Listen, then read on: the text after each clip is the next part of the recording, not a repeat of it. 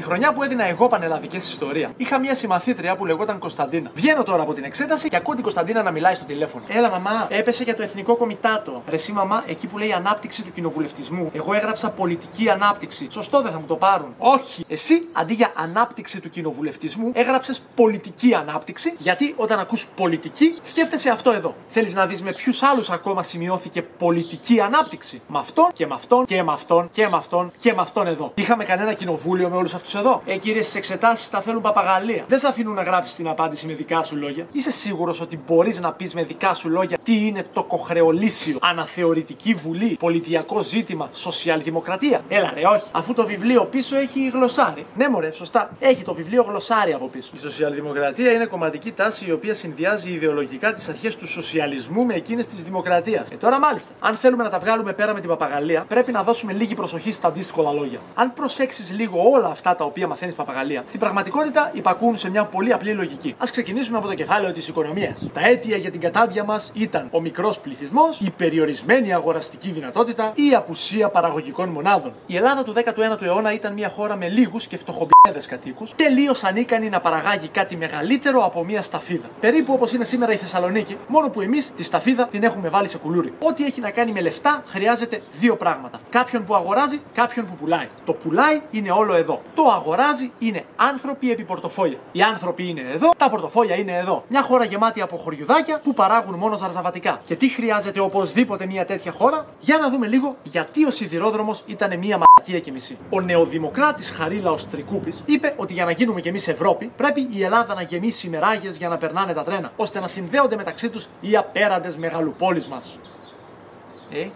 Μάλιστα. Δηλαδή, για να καταλάβω, έφτιαξε ένα τρένο για να πάρει τις αγκουροντομάτες από τον παξέ του Κυρανέστη στο Βόλο και να τις μεταφέρει στην Αθήνα που έχει μέγεθος σαν τα καμένα βούρλα. Από τα 10 βαγόνια γέμισε μόνο το μισό και έμειναν άδεια τα 9,5, γιατί όπως είπαμε ήταν παξές. Η Αθήνα που είναι σαν τα καμένα βούρλα θα καταναλώσει το μισό από το μισό βαγόνι και μετά τα υπόλοιπα θα πρέπει να πεταχτούν αφού δεν αντέχουν δεύτερη μέρα, γιατί όπως είπαμε είναι αγκουροντομάτες. Τα συγχαρητήριά μου, μαλάκα Τρικούπη. Πήγες μέχρι το Σκλαβενίτη, αγόρασες ένα κεράσι, πλήρωσες 5 λεπτά το κεράσι και 10 λεπτά τη μεγάλη σακούλα για να το βάλεις μέσα. Μιας και μιλάμε για μπαξέδες. Είσαι κυβέρνηση. Έχεις ένα τετράγωνο γης. Τι σε συμφέρει πιο πολύ? Να έχει ο καθένας τον μπαξέ του ήσυχα και ωραία, ή να το μοιραστούν 3-4, να το γεμίσουν εκεί πέρα με φτωχομπέδες εργάτες και να πλακώνονται κάθε μέρα οι σταμύριδες με τους σεβαστούς? Αυτό λέγεται πρόληψη κοινωνικών εντάσεων. Σελίδα 24. Επίσης, με τα λίγα μεγάλα τετράγωνα έχεις κερδίσει 4 ψήφους. Και μάλιστα ψήφους όχι πάρα πολύ σίγουρες. Ξέρεις ρε ποιος είμαι εγώ? Με τα πολλά μικρά τετράγωνα έχεις κερδίσει 64 ψήφους. Και μάλιστα ψήφους πάρα πολύ σίγουρες. Σας ευχαριστώ πάρα πολύ. Ο Θεός να μου κόβει μέρες να σας δίνει.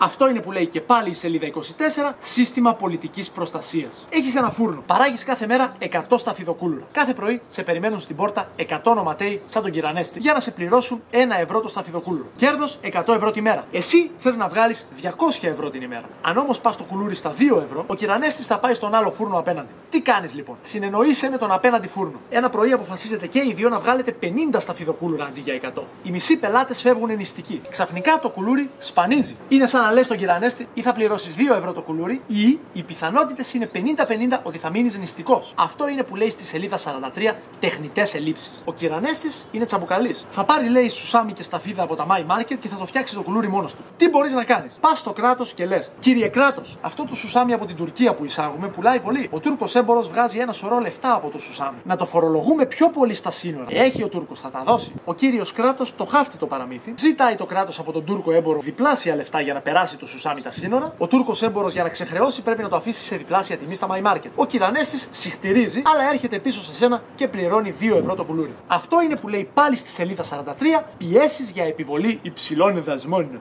Οι εμφύλιοι πόλεμοι. Πώς λέγαμε παλιά στο δημοτικό? Πολέμοι. Οι ανθρώποι. Φυγέτε ρε! Όταν ήρθε η ώρα να φτιάξουμε κράτος, ο Κολοκοτρώνης έλεγε: Εμείς πολεμήσαμε, εμείς θα κυβερνήσουμε. Φύγε από εδώ, μαλάκα μαυροκορδάτα, για να μην σε πάρω με τα λεμόνια. Σοβαρά, καλά τα λέει, έτσι. Λοιπόν, Τέντι, θες να κάνεις κουμάντο, έτσι. Ωραία, λοιπόν, θέλεις κάτι κανόνια νομίζω, έτσι. Όχι, θες κανόνια. Καλές αυτές οι μαγκές που είσαι πάνω στο άλογο και δείχνεις, αλλά χωρίς κανόνια τώρα θα έχεις πάρει το πούλο και εσύ και τ' άλογο. Λοιπόν, πας πρώτα στα ΚΕΠ, θα πάρεις μια εξουσιοδότηση, σφραγίδα και υπογραφή. Ξέρεις που είναι τα ΚΕΠ? Ναι. Καλά. Μετά τα ΚΕΠ παίρνεις το μετρό. Κατεβαίνεις υπουργείο. Πας δεύτερο όροφο. Πρώτη πόρτα δεξιά βρίσκεις τον Τόμας Γκόρντον. Κολλητάρι του Κάνινγκ. Ξέρει αυτός. Τα θυμάσαι ρε ή να στα γράψω? Όχι. Θα πας και θα του πεις Good morning, Your Excellence. Ξαναπες το μετά από μένα. Good morning, Your Excellence. Τι?